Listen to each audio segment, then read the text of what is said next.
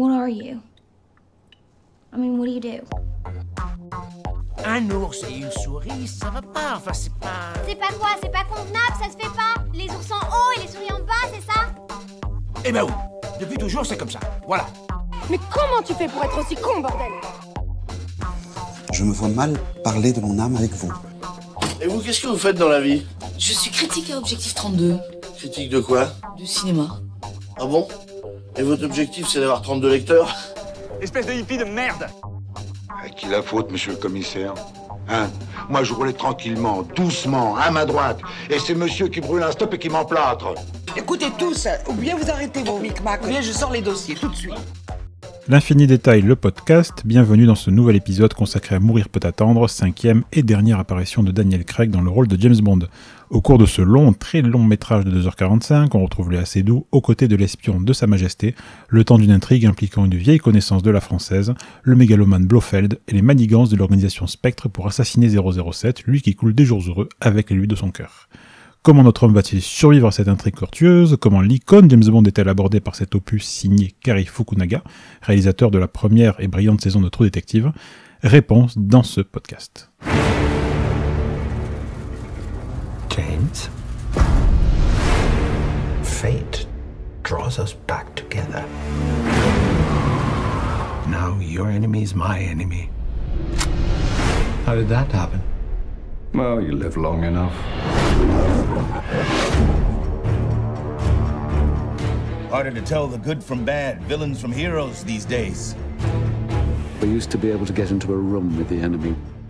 Now they're just floating in the ether.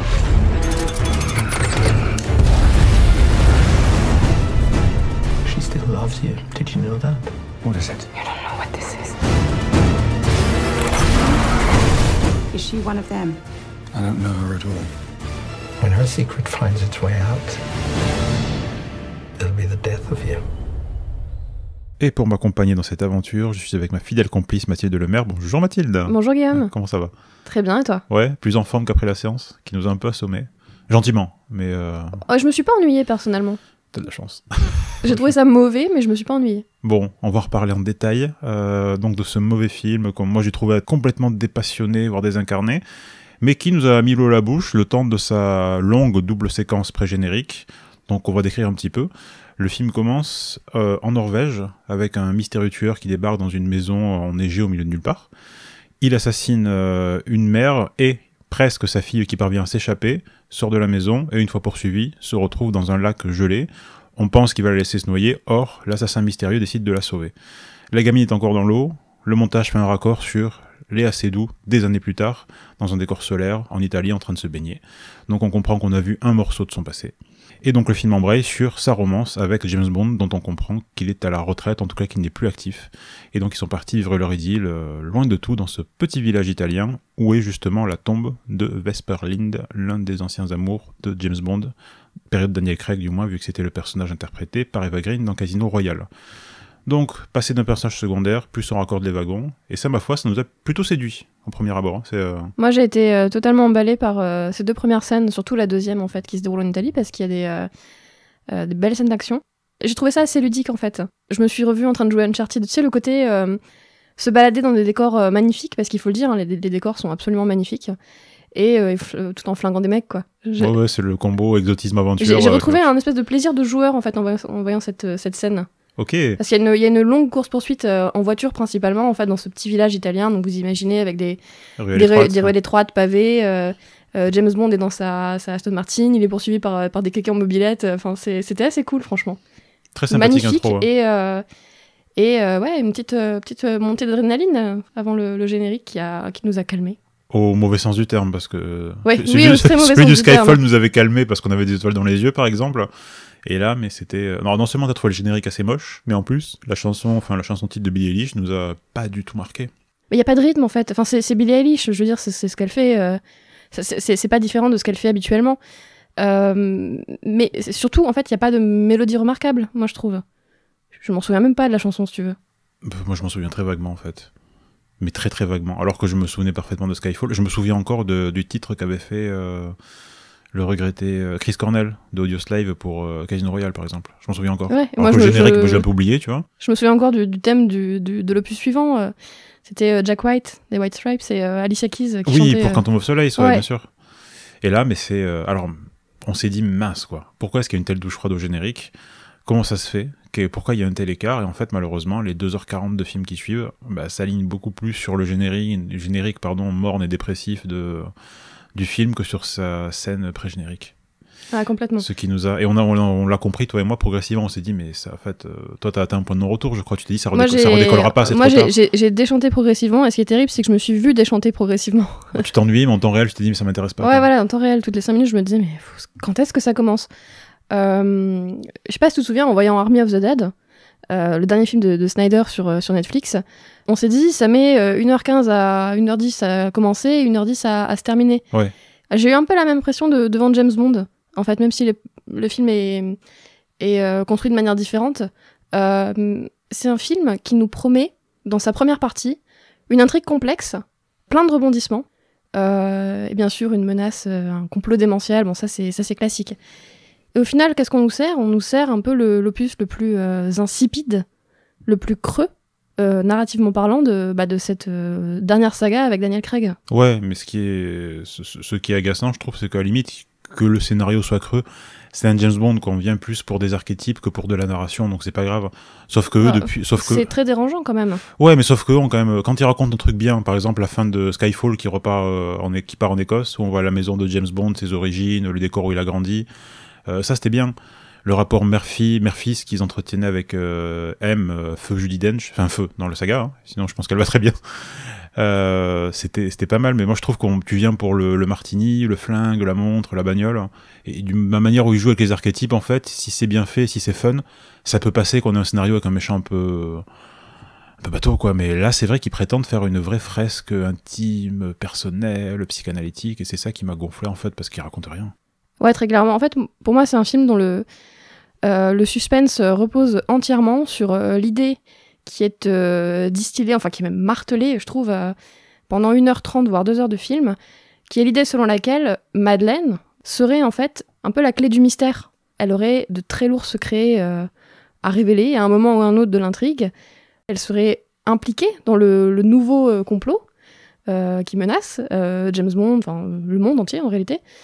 Et voilà, ce serait un peu le problème et la solution à la fois. On nous vend ça, il y a plusieurs scènes qui insistent là-dessus. D'abord, on l'a dit, dans les 2 premières scènes pré-génériques, le film s'ouvre sur un épisode de son enfance. Dans la scène en Italie, il est question, dans les dialogues, tu sais, dans la première séquence dans la chambre d'hôtel, de révéler précisément ses secrets. Enfin, James et Madeleine ont une discussion, ils veulent s'ouvrir l'un à l'autre, ne plus rien se cacher pour avancer ensemble, etc. Je sais pas si tu te souviens, elle écrit même sur un petit bout de papier, elle écrit l'homme masqué, donc en référence au tueur masqué qui a tué sa mère et qui l'a épargné 20 ans plus tôt. Et elle met le feu au petit bout de papier et elle le laisse s'envoler dans les airs parce que c'est une espèce de tradition en Italie. Quand ils arrivent dans le village, on voit des habitants, il me semble, faire ça. La ville est cernée on comprend pas trop s'il y a des torches un peu partout, etc. C'est que les habitants, en fait, pour un rituel dont le nom n'est pas précisé dans le film, écrivent leurs secrets ou leurs rancœurs ou leurs erreurs, leurs péchés peut-être sur des bouts de papier.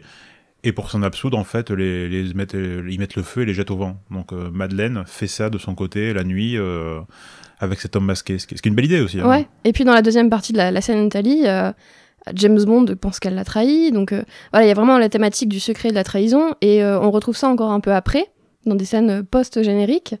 Alors pas tout de suite après le générique, parce qu'il y a d'abord une longue séquence dans les Caraïbes. Je sais pas si on en reparlera parce que elle est pas finalement si intéressante que ça. Non, elle est complètement indispensable. Enfin, ça rentre pas dans ce qui nous a plus gêné en fait dans le film, quoi. Donc elle est assez anecdotique en fait au regard de ce qu'on fait dans le podcast. Et donc James Bond rentre à Londres pour mener l'enquête et retrouve Madeleine. Donc il a quitté 5 ans auparavant, ils ne se sont pas revus. Il la retrouve parce qu'en fait c'est la psychiatre de Blofeld. Blofeld, c'est le méchant de l'opus précédent, donc de Spectre, qui est joué par Christophe Waltz. Il est interné dans un asile ou une prison haute sécurité. Et la seule personne qui peut l'approcher, c'est Madeleine, en tant que psychiatre. Et donc, James Bond a des questions à poser à Blofeld, il l'interroge, et que lui dit Blofeld ? Il lui dit « Mais James, la réponse à toutes tes questions, c'est Madeleine. » Donc encore une fois, c'est elle la clé du mystère, Voilà, tout tient à elle. Il lui dit ces secrets vont te détruire. Ah ouais, carrément, j'avais oublié. Ah ouais, il y a une menace vraiment avec Christophe Waltz et son jeu suave habituel. Il lui dit ça. Donc moi, je m'attendais à ce que ce soit... dévastateur. Hein. Ouais, carrément. Qu'elle ait vraiment des choses incroyables à révéler, quoi. Et en fait, qu'est-ce qu'on découvre tout de suite après que son seul lien, en fait, avec le méchant de ce nouvel opus, donc Safin, c'est qu'il l'a donc épargnée quand elle était petite, et qu'il la retrouve donc 20 ans plus tard. Pourquoi ? Parce qu'il veut se servir d'elle pour atteindre Blofeld. On vous l'a dit, c'est la seule personne qui peut l'approcher. Mais en la menaçant, c'est-à-dire qu'à aucun moment, elle n'a jamais eu elle n'a pas entretenu de relation avec lui, et elle n'agit que sous la menace. Et donc, Madeleine ne cache rien, en tout cas rien qui soit en rapport avec l'intrigue, le complot, et ne trahit personne. Donc moi, j'ai trouvé ça assez malhonnête de faire reposer le suspense du film là-dessus. C'était une manière, à mon avis, de donner un peu de profondeur, de suspense à un film qui n'a franchement rien à raconter. Ça a que de la gueule. Hein. Je pense que c'est l'expression qui colle le plus à ce film-là. Il n'a que de la gueule. Et il n'a que de la gueule pendant vraiment 2h45. Il y a 2-3 plaisirs bondiens qu'on peut prendre quand il prend son martini. Il y a vaguement 1 ou 2 poursuites. Il faut le dire aussi, même en termes d'action, c'est quand même assez maigre, je crois. Je sais pas si tu arrives à te rappeler d'une scène d'action marquante. On est servi dans la première heure, dans les scènes pré-génériques et post-génériques dans les Caraïbes. Mais après, ça cabotine pas mal. Enfin, je trouve que il se passe pas grand-chose. Il y a la prise d'un laboratoire par le groupe de Spectre aussi, qui est pas mal, mais... Au tout début du film. Ouais, voilà. Il y a aucune scène d'action vraiment marquante, comme la poursuite je me rappelle dans la longue poursuite à pied qui ouvrait Casino Royale, par exemple, qui était époustouflante. Il y a pas mal de... Il n'y a pas d'équivalent, en fait. Donc, c'est assez... C'est un film assez anti-climaxique. D'une certaine manière. C'est ça. Ou alors s'il doit y avoir un climax, il est au tout début du film avant le générique. Moi j'ai trouvé que la scène d'Italie, il la dépasse jamais en fait. Non, c'est un peu monté à l'envers, mais c'est le syndrome. C'est Indiana Jones, le premier, Les Aventuriers de l'Arche perdue, qui a fait ça. Et où t'avais, je sais pas si tu l'as vu récemment ou pas. T'as une scène, en fait, ça commence par beaucoup de spectacles avec Indiana Jones qui va récupérer une statuette, et en fait il se fait à la fois poursuivre par des indigènes, il évite des pièges. Et il y a une espèce de boulet, gigantesque de 3 mètres de haut qui tombe et il doit faire et il doit s'échapper en fait. Mais un peu l'Uncharted en fait, tu vois, où il doit courir vers l'écran pour se barrer avec la relique dans les mains. Et donc ça, à moins d'avoir un super cinéaste derrière, ça peut avoir un effet pervers de commencer par une scène aussi forte parce qu'après tu rames un peu pour rattraper ça. Et là, il rame, quoi. Il rame vraiment, quoi. Il y a pas de scène d'action marquante. Hein, vraiment, il faut préciser qu'en plus... Safin, donc le méchant de cet opus, qui est joué par Rami Malek, n'a, enfin pour moi en tout cas, absolument aucune personnalité, aucune épaisseur. Ah non. C'est une énième variation sur le thème du mégalomane nihiliste, mais c'est complètement insipide. D'ailleurs, il est assez peu présent à l'écran. Et alors, il y a un choix narratif que moi j'ai du mal à comprendre, c'est d'avoir fait cohabiter 2 méchants dans un même film. Parce que Blofeld, qui est le méchant de l'opus précédent, est présent jusqu'à peu près la moitié du film. Et laisse ensuite place à Safin, en quelque sorte. Il y a comme une espèce de transition. Je sais pas si tu veux... Ouais, sachant que l'un assassine l'autre, donc... Ouais. Ils n'ont pas d'interaction, en fait. Hein, c'est une très mauvaise idée, moi, je trouve. On dirait vraiment un film de transition. Mais absolument. Mais c'est... on a l'impression qu'ils n'ont pas trop su comment se débarrasser du méchant du précédent opus. Mais c'est toujours risqué en fait de mettre 2 méchants dans le même film. C'est quelque chose de très ça demande un sens de l'équilibre narratif qui est très exigeant. Alors je pense il y a un film qui était très décrié qui a fait ça, c'était le 3e Spider-Man par exemple. T'avais à la fois Venom et l'Homme des Sables. D'accord. Mais ils étaient liés parce que Venom voulait se servir de l'Homme des Sables. Enfin, ils construisaient un truc entre les 2 méchants qui apparaissaient ensemble à l'écran. C'était ludique, il y avait quelque chose de malgré les ratés du film. Mais voilà, ils étaient tous les 2 imbriqués dans cette structure. Alors que là, ils sont totalement... ils sont aussi inintéressants que l'un que l'autre, et vu qu'ils se croisent pas à l'écran, on comprend mal moi je trouve que c'est pas évident en plus de comprendre leur lien, en fait. Mais il est maigre, à part que... C'est-à-dire que Safin veut assassiner Blofeld... Parce qu'il a tué tout Spectre, en fait, parce qu'il crée un virus mortel. D'ailleurs, on nous explique jamais vraiment pourquoi. Alors ça, c'est un truc qui m'a personnellement perturbée. Tu l'as dit, au départ, il y a un laboratoire à Londres qui est pris d'assaut par Spectre. Et ils volent en fait une arme biologique, chimique, je sais pas exactement, qui est assez spécifique, et on passe pas mal de temps dans le film à nous expliquer quels sont les effets de cette arme, enfin comment elle fonctionne. C'est une arme en fait qui permet de cibler des personnes en particulier ou des groupes de personnes qui ont des liens familiaux, voire des ethnies en fait, parce que c'est une arme qui fonctionne avec de l'ADN, c'est-à-dire que vous prélevez l'ADN de quelqu'un, si vous l'infectez ensuite avec cet agent chimique, elle meurt et elle peut contaminer les personnes qui ont le même ADN qu'elle, donc des frères, des sœurs, etc. Et c'est donc assez intéressant, c'est une menace qui du coup est censée être assez ciblée, et en fait le truc, c'est que veut Safin, donc qui la développe, il veut juste tuer tout le monde. J'ai l'impression qu'il veut juste détruire le monde, quoi. Ah, mais il a une base secrète comme en bon méchant de James Bond, là, qui est éloigné, un peu coupé du monde. On a une espèce de map où on nous montre qui pourrait cibler telle population. Ouais, c'est vrai. Et toute la Terre est... Ouais, enfin... Tout le monde est concerné, quoi. Il fait une espèce d'essai théorique sur l'efficacité de ce poison. Et en fait, quel est l'enjeu ? L'enjeu, il est complètement traité. C'est-à-dire qu'on apprend au détour d'un dialogue, mais vraiment très vague. Il faut pas s'endormir pour le choper. Qui est nos acheteurs arrivent. Donc les acheteurs, je crois que t'as pas vu pendant tout le film. Donc tu devines qu'ils arrivent en bateau, je sais pas où, et tu les vois jamais d'ailleurs à l'écran parce que ils comprennent que la base, enfin des prises d'assaut, parce que James Bond va essayer bien sûr de contrer tout ça. Et c'est tout. Ouais. C'est tout. Il y a vraiment aucun enjeu, même minimal, hein, qui est développé autour de pas de Blofeld encore plus, mais autour de Safin. Ouais. Il est catastrophique ce méchant. Ce qui est Et quand un méchant est catastrophique chez James Bond, le film l'est aussi, quoi. Tu peux pas réussir en James Bond si t'as pas un méchant qui a un minimum de saveur. C'est vraiment dommage parce que c'est une idée qui est pas inintéressante et en fait qui a été mieux exploitée dans des pastiches, pardon. Des pastiches, on est en sud. Pardon, des pastiches. Dans des films moins sérieux. De James Bond, finalement, on a pensé tous les deux forcément à Kingsman. De Matthew Vaughn, voilà, adapté de la BD de Mark Millar, où il y avait aussi un grand méchant, cette fois incarné par Samuel L. Jackson, qui avait une arme.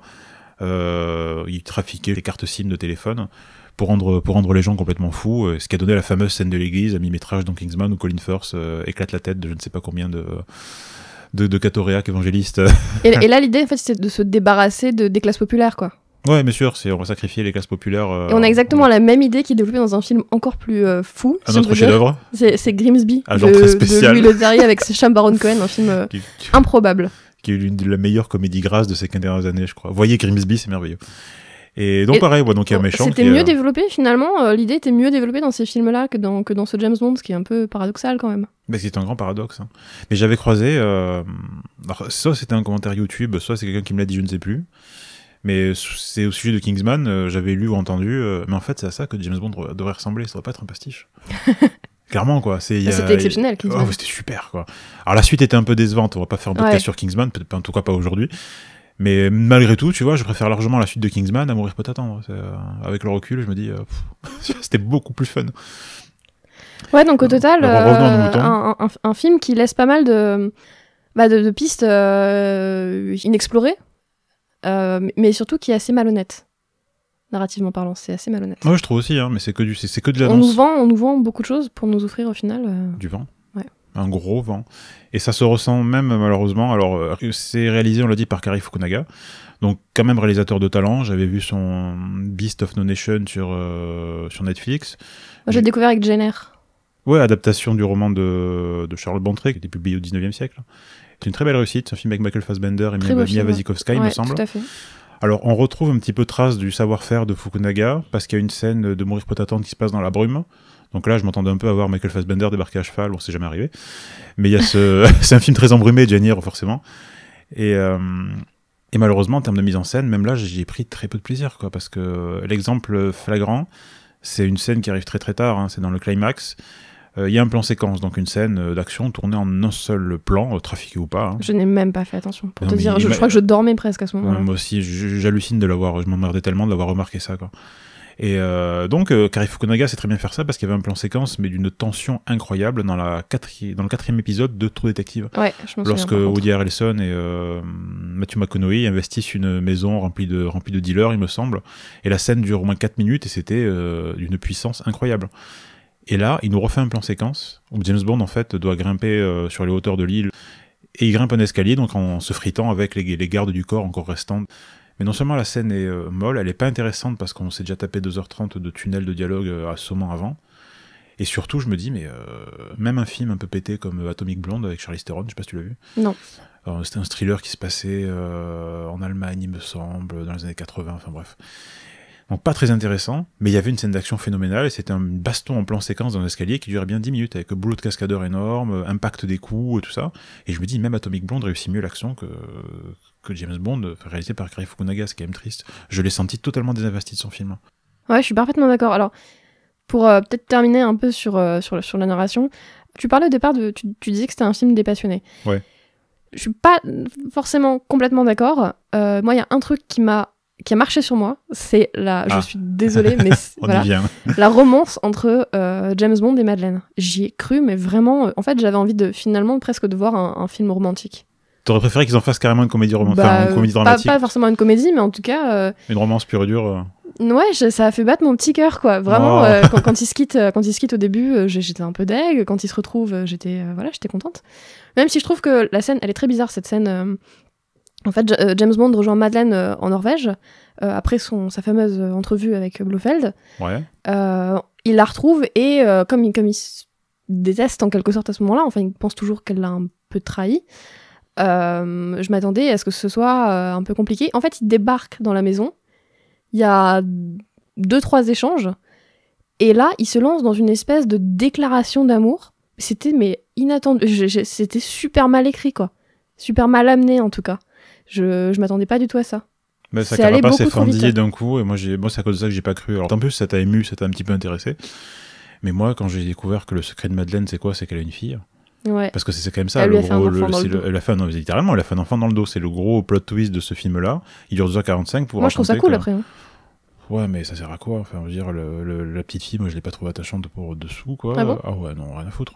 Et non, vraiment, en plus, le film se la traîne comme un boulet pendant tout le reste du métrage, parce que vu que les enjeux, pour moi, sont pas intéressants... je trouve pas, moi, je trouve que justement, les seuls enjeux intéressants sont là, pour moi. Ah, ça a pas eu de prise sur moi, c'est terrible, quoi. Mais tant mieux, enfin, je suis ravi pour toi, parce que c'est quand même un élément central. Et j'aurais pas craché sur un happy end, non ? Ouais, bon, on va en parler de ça aussi, parce qu'il n'y a pas de... Il y a pas de... Je crois qu'on a bien parlé du récit, maintenant on peut peut-être enchaîner sur... en fait, voilà, il raconte pas grand-chose, ce film, mais il dit pas rien pour autant. Non, mais il y a quand même quelque chose de pourri au royaume de Sa Majesté, parce que c'est un film, mais je l'ai senti, alors pas de bout en bout, mais qui a un mal fou à assumer ce qu'il est, en fait. À assumer ce qu'il a représenté dans l'inconscient collectif. Alors, je sais pas si tu l'as ressenti aussi, parce que moi j'ai pas grandi avec James Bond, mais j'en ai vu quelques-uns étant petit, si tu veux. Et là, je crois que c'est la première fois déjà où James Bond ne couche qu'avec sa femme. Donc c'est devenu une espèce de retraité bien rangé. Hein. Je dis, c'est limite, il est traité comme un boomer, en fait. Tu vois. Encore une fois, moi ça m'a pas dérangé. Il a une retraite dorée. Alors c'est pas que c'est gênant, je veux pas qu'il se tape tout le casting, mais je me dis, quitte à ce que vous fassiez ça, mais développez-le d'entrée de jeu. C'est un peu ce qu'ils ont fait, ce que j'avais apprécié dans Casino Royale, par exemple. Je crois qu'il couchait avec une fille au début, je sais plus dans quel casino, là, dans la première demi-heure. Après, il rencontre Vesper Lynd, et il n'est plus cette espèce de queutard absolu qu'on a eu pendant des années, mais il développe quelque chose. Il y a le jeu de Daniel Craig et d'Eva Green qui est articulé là-dessus. Il y a une vraie romance qui se crée entre eux. Il y a 1 heure dans le casino où il va jouer contre le chiffre, joué par Mads Mikkelsen, où entre chaque partie, il va retrouver Vesper Lynd. Ils vont vivre des trucs ensemble, elle va le voir en train d'essayer de tuer quelqu'un, de la protéger. Il y a vraiment quelque chose qui est créé, qui est amené jusqu'à la fin du récit. Ça, c'était super, je trouvais, quitte à le faire évoluer. Là, il en apprend qu'il a une fille. Enfin, c'est un plot twist à la Dallas, quand même, quoi. Je veux dire, mon Dieu, James is a dad. Je trouvais ça naze, mais naze. Donc ça, c'est le premier trope, en fait, je trouve, qu'ils ont abandonné pour faire que dalle. Et autre chose, alors qui est plus gênant, énorme spoiler alert, hein, c'est la première fois à l'écran que James Bond meurt. Donc vraiment... Première et dernière, a priori, hein, parce que... Ouais, oui, voilà. C'est vrai, tout simplement, parce que... No Time to Die, ben en fait, si. Ça, c'est Time to Die, plutôt, là, parce qu'ils l'ont fait crever. Donc, allez savoir si c'est une exigence de Daniel Craig, qui voulait arrêter depuis très longtemps. On se souvient que sur Star Wars, c'est Harrison Ford qui voulait absolument que Han Solo meure, et il a fini par avoir gain de cause 20 ans après le retour du Jedi, c'est-à-dire avec le réveil de la Force, qu'on voit Han Solo crever des mains de son propre fils. Et là, je me dis, mais... alors, j'ai réfléchi après, il a fait que je digère le film. Quel est l'intérêt de buter James Bond ? Alors, quelle est la visée ? Et que reste-t-il de bribes ? Ben, il reste tout simplement le fait que les dialogues le disent, James Bond, ce n'est qu'un numéro. It's just a number. C'est tout. Il y a ce dialogue-là qui est fait, qui est dans la bouche de la comédienne, qui est formidable d'ailleurs, Lashana Lynch, si je dis pas de bêtises, hein, qui remplace, entre guillemets, qui est le nouveau 007, en fait, qui récupère son matricule, une fois qu'il était à la retraite. Donc, il y a un petit dialogue entre elle et Daniel Craig, pour signifier que c'est elle le nouveau 007. Donc, ok. Mais que font-ils de ça? Quand même, ils t'amènent tranquillement que c'est juste un numéro, autrement dit. James Bond, il a jamais été incarné. Il a pas de passé, il a pas de physique, il a pas de couleur de peau, il a pas de croyance. C'est juste un numéro. Comme si 60 ans de franchise, en fait, non t'inquiète. C'est juste, le 007 n'est qu'un chiffre marketing en fait. Je sais pas si ça t'a fait cet effet-là. Mais complètement. En fait, c'est hyper intéressant ce que tu dis vraiment, et c'est une mort symbolique en quelque sorte. Non mais complètement. C'est un. J'ai l'impression moi que c'est un film ou plutôt une saga qui s'auto-cancel. Ah mais ça pue la cancel culture à 10 000 km, c'est terrible.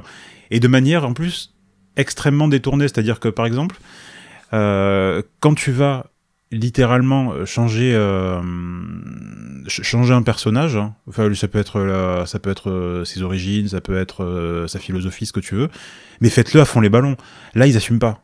C'est-à-dire qu'ils passent 2h45, mais putain 2h45 à tirer à la ligne en te racontant mais que dalle, pour te faire avaler la pilule de attention, on n'a plus trop le droit de faire un personnage mâle blanc hétéro, donc on vous prépare la suite, c'est-à-dire que il va se faire remplacer par un personnage afro-américain, une femme qui plus est, et éventuellement le plan final nous le fait comprendre, peut-être plus tard par la fille de James Bond du coup qui survit, et à qui la Seydoux dit qu'elle va raconter l'histoire de cet homme merveilleux, donc c'est devenu, voilà, c'est le passé, c'est mort et enterré. Alors que ça fait 60 ans, messieurs, dames, que le public a accepté l'immortalité de James Bond, parce qu'il change de visage depuis Sean Connery, Timothy Dalton, etc. Et je me dis, mais c'est pas le... Ce qui m'embête, c'est qu'ils détruisent un truc, qu'ils construisent rien. Et c'est un film qui ne sert qu'à la destruction, en fait, pour l'instant. Encore une fois, un film de transition, que ce soit narrativement parlant ou symboliquement parlant. Ouais, il t'annonce, en fait, un possible futur.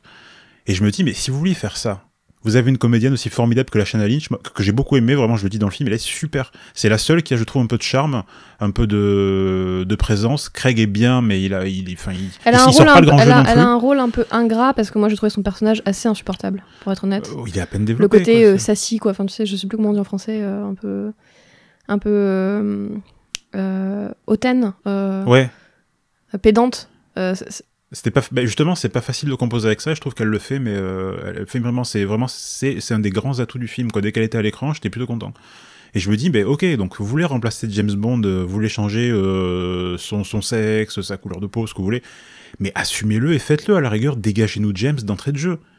Moi, j'en avais rien à foutre de sa petite famille. Si vous voulez vraiment vous intéresser au nouvel agent 007, vous avez une comédienne formidable sous le bras, mais assumez-le. Mais ils s'assument rien, ils traînent. Tu sais, c'est la situation, ils ont quelqu'un qui a un truc un peu chiant à te dire, et il va attendre 6 mois. Il va te dire, écoute, ça va pas très bien en ce moment, tu vois, je pourrais pas trop te rembourser, tu vois. Et ils font traîner pendant 2h45 comme ça, juste pour dégager Daniel Craig, dans une sortie qui est nulle en plus, parce qu'il faut savoir que le dernier plan où apparaît James Bond, Daniel Craig, c'est un pauvre plan en CGI où on le voit disparaître dans des cailloux et de la fumée, quoi. Ouais, une explosion. C'est pas comme si il mourait dans une ruelle abattu d'une balle avec quelque chose de solennel, peut-être dans les bras de quelqu'un qu'il aime. C'est vrai que c'est terrible quand c'est nul, mais c'est nul. Et en fait, moi, je trouve que c'est d'autant plus rageant, enfin dommage en tout cas, que dans Skyfall, qui est donc notre opus préféré, que moi j'adore, qui est celui de tout le monde, je crois, il a été extrêmement bien reçu. L'un des meilleurs films que j'ai vu dans la dernière décennie, quoi. Mais vraiment, plus j'y pense et plus je le trouve génial. Dans Skyfall, on nous racontait un peu les origines de James Bond. Et donc, en fait, c'est un film qui lui donnait un peu d'épaisseur, je vais pas dire de personnalité parce qu'il en a déjà, mais on voyait autre chose en fait derrière l'agent secret qui boit du martini, qui conduit une Aston Martin. C'était pas juste un numéro. Voilà, c'était pas juste un numéro. C'était hyper bien, c'était hyper touchant même à la fin quand il est en Écosse dans la maison de ses parents. Qui a en plus cette relation un peu mère-fils avec M, qui était jouée par Judi Dench à l'époque, et qui retrouve son ancien, pas majordome, mais enfin le vieux type qui gardait la maison. Enfin, c'était super émouvant. Ouais, j'avais beaucoup aimé ça aussi. Ils ont tout détruit. Oui, ils ont absolument tout détruit. Mais pourquoi ? Voilà, pour, je sais pas, parce qu'ils assument pas. Tout en s'assurant de faire le max de fric. Ouais, et voilà, mais c'est en ça qu'il est, je trouve, hyper calculateur ce film. Et il y a autre chose aussi, moi, qui m'a déçu, c'est un autre exemple. Lashana Lynch, comédienne formidable, et finalement, il la traite mais comme comme un quota en fait. C'est le quota afro-américain. Elle est à peine développée, elle est super dès qu'elle apparaît, et ils en font que dalle à part un effet d'annonce pour c'est possiblement le prochain 007. C'est réduit à ça. 2h45 pour ça les gars. Autre chose... Elle est assez caricaturale quand même. J'insiste vraiment là-dessus, son personnage est assez caricatural. Elle joue très bien, mais... Ouais, mais elle fait tout passer, moi. Franchement, elle a compris. Elle a compris ce que c'est. Ouais, je trouve vraiment, elle a une vraie présence physique, elle a une manière de balancer ses répliques, même de se déplacer autour de Daniel Craig, elle est dirigée après. Mais ouais, c'était... pour moi, c'est une bonne idée. Mais qu'est-ce que vous faites, quoi? Au service de quoi? Une espèce de déstructuration qui ne construit rien derrière, en tout cas pas là-dedans. Et ça aurait duré 1h30, je dis pas, les gars, 2h45, c'est trop cher payé, je peux pas. Et il y a autre chose, c'est un détail qui est dans le genre, on vous met des personnages, enfin on fait acte de progressisme, mais en fait on le fait pas parce qu'on n'assume pas. Le personnage de Q, joué par Ben Whishaw, autre comédien formidable. On a James Bond et je crois Money Penny qui débarque chez lui. On comprend qu'il est en train de faire à manger, il est un petit peu affolé dans sa cuisine. Et on comprend là aussi au détour d'un dialogue très furtif qu'il a un date. Et il dit il va arriver. Donc on comprend que c'est un garçon et donc on vous fait comprendre tranquille que le personnage est homosexuel. Mais pourquoi? C'est que du track politique en fait, parce qu'il n'est pas développé. Et racontez-moi, vous avez 2h45, faites-moi faire connaissance avec ce personnage, montrez-moi vraiment sa vie privée, montrez-moi ce qui se passe. Ils n'en font rien. Moi j'ai trouvé que d'une manière générale, c'était un film qui maltraitait tous ces personnages, y compris, en fait, surtout ces personnages secondaires. Je trouvais que tous les agents du MI6 étaient tournés en dérision. M le premier d'ailleurs, en fait, le chef. Joué par Ralph Fiennes, du coup, qui est... Ouais, le nouveau chef qui succède à Judi Dench. Il est ridiculisé du début à la fin du film. Il passe pour un bolos, quoi. C'est vraiment... Ouais, c'est quoi le début? En plus, c'est lui qui est responsable, je crois, de l'arme secrète qui lui a échappé des mains et qui récupère sa fille, quoi. Concrètement, il a fait n'importe quoi et il se laisse mener à la baguette par James Bond et par tout le monde, en fait, finalement. Mais non, c'est lui aussi, voilà, il est mis sous le tapis, voilà, tout le monde, tout ça, c'était nul, en fait, voilà. Tous ces archétypes, toute cette manière de faire, tout ça, c'était vraiment de la merde. Et ils ont rien à proposer à la place, quoi. Vraiment. En tout cas, dans ce film-là, ils n'ont, pour moi, rien à proposer. Et c'est rageant en fait. C'est rare d'être agacé par un James Bond parce qu'au pire tu t'en fous. Mais là ils ont touché au cœur du mythe, mais uniquement pour le démythifier. Donc ouais, c'est décevant en termes narratifs, c'est pas excitant en termes visuels et c'est gonflant en termes politiques. Voilà. Et il y a autre chose aussi qui est assez que je trouve hallucinant en fait, c'est que le film se la joue progressiste sans assumer. Donc personnage de femme noire qui va remplacer James Bond. Et non seulement elle est à peine... la comédienne est formidable, le personnage est à peine écrit, et elle se trimballe, en fait, un personnage de scientifique russe qui est le créateur de la bombe chimique qui est censé ravager le monde une fois entre les mains de sa fille. Et donc, le personnage scientifique est vraiment insupportable. L'acteur est pas super en plus, le personnage cabotine, dit un petit peu n'importe quoi, et on sent que le personnage tape sur les nerfs de la Lashana Lynch, nouvelle 007. Et elle le garde en otage sur la fin, elle le trimballe un peu partout. Enfin, moi j'ai même pas compris pourquoi elle l'a amené, alors que tout va être détruit. C'est un méchant dont elle a vraiment plus besoin. Et elle résiste, tu sens qu'elle lui met pas une baffe. Par contre, à un moment donné, il dit « Mais si je voulais avec cette arme, je pourrais éradiquer toute l'Afrique de l'Ouest. » Et là, elle le regarde méchamment, elle lui met un coup de pied, puis elle le jette dans ses produits chimiques pour qu'il subisse une mort atroce. Ouais, de l'acide, quoi. Enfin, il se décompose. Ouais, et j'ai trouvé ça, mais hallucinant de bêtises. En plus, parce que ça réduit... Et ça se la joue progressiste et ils réduisent en fait le personnage à son origine ethnique. Ouais. Elle ne se vénère que quand on parle de ça. J'ai trouvé ça mais naze. En plus, ça arrive très tard. Je pense que c'est vraiment 10 minutes avant la conclusion. Et ça, c'est typique. Mais alors, typique de... C'est une espèce d'autodafé en fait, ce film. Tu sais, il brûle tout. Il veut brûler tout ce qu'il a été, tout ce qu'il représente. Et derrière, il n'y a que dalle.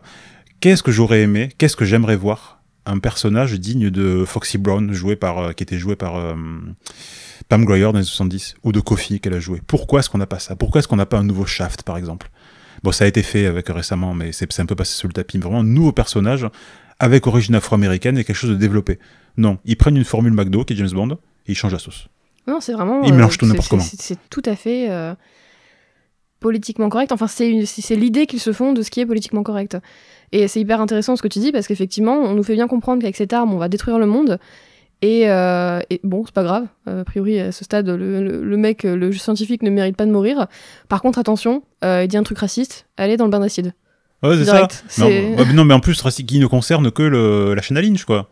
C'est ça qui est terrible. Hein. C'est qu'on la elle est complètement essentialisée. Moi, c'est ce que je disais quand je te disais tout à l'heure. Et il trouve ça progressiste, Qu'elle c'est jouait, quand même génial. Qu'elle jouait bien, mais que son personnage était très caricatural. Je trouve qu'effectivement, elle est ramenée à ça. C'est-à-dire ce côté un peu sassy, qu'elle a de s'exprimer, etc. À mon avis, c'est aussi une vision totalement caricaturale de ce que peuvent être des personnages de femmes noires dans d'autres films, quoi. Mais complètement. Voilà. Et à tous les coups, parce que c'est nouveau.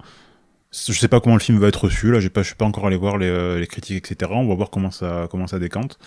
Mais voilà, c'est des petits éléments. Si le film avait été bon, si le film avait été structuré, rythmé, s'il avait eu autant de charme qu'en en a la comédienne Lashana Lynch, ce serait sûrement passé comme lettre à la poche. Je dis, ok, vous avez moins fait quelque chose de neuf avec, vous avez proposé d'autres choses, et là, on peut rebondir.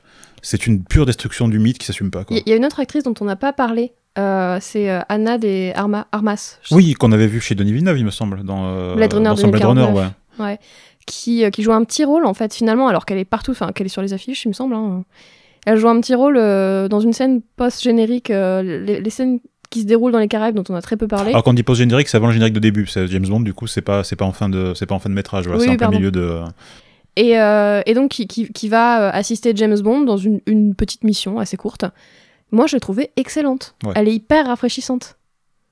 Et ils n'en font rien du tout. Ouais. C'est encore une fois, voilà, elle est là 2 minutes et elle disparaît. Non, elle est ramenée. Alors là aussi, je me suis marré parce qu'ils veulent essayer de jouer progressiste, mais ils font n'importe quoi. Donc elle est là. Tu comprends qu'elle est un petit peu... elle a un côté, ce qui est dur à faire dans James Bond, elle a un côté un peu... Alors pas simplette, mais très très détaché. Ingénue plutôt. Ingénue, merci, c'est le mot que je cherchais. C'est sa première mission. Et elle débarque, alors en plus elle est en robe... de soirée. Elle est en grosse robe de soirée, dos nu. Très décolletée. Voilà. Tout ce qu'il y a de plus pénible pour aller se bastonner et tout ce que tu veux. Donc... c'est un espèce d'atout charme, tu te dis tiens c'est une James Bond girl, ils s'amusent à inverser le rôle, ce qui est très très sympa parce qu'ils vont se planquer tous les deux dans une remise, et c'est elle qui lui arrache sa chemise, tu te dis bon elle va lui sauter dessus, en fait non, elle fait la mission, quoi. Elle lui plaque, elle lui passe un flingue ou je sais plus quoi, en fait elle fait le job juste. Et là il joue un petit peu avec le code, mais pareil elle est à l'écran 3 minutes, et qu'est-ce qu'elle fait juste après? Elle tire un peu dans tous les sens, elle se bastonne. C'est un pur argument de vente pour le coup, hein, parce que encore une fois, je crois que son nom est sur toutes les affiches. Ouais. Ils la mettent en valeur alors que son personnage est par exemple beaucoup moins important que celui de Lashana Lynch. Ouais, clairement. Mais toutes les deux c'est un film qui se sous-traite en fait tous ces éléments. Et donc qui est un peu chiant en fait, qui est très très chiant je trouve. Ouais, très chiant. C'est un peu... Ouais, mais ça m'embête de dire ça de James Bond, parce que c'est quand même l'emblème du fun à Hollywood, hein, mais c'est une sacrée purge. Hein. Ouais, mais c'est triste de voir Daniel Craig finir là-dessus, quoi. En termes visuels, en termes narratifs, enfin en tout, quoi. Vraiment... Ouais. Donc, ouais, très mauvais film, grosse déception, et ma foi, je pense qu'on va prendre immense plaisir à revoir d'autres films de l'ère Craig. On a si vous voulez, un personnage féminin dans une saga qui est tenue par un mâle blanc depuis 5000 ans et qui est un personnage très fort. Rebecca Ferguson dans l'émission Impossible, je la trouve géniale.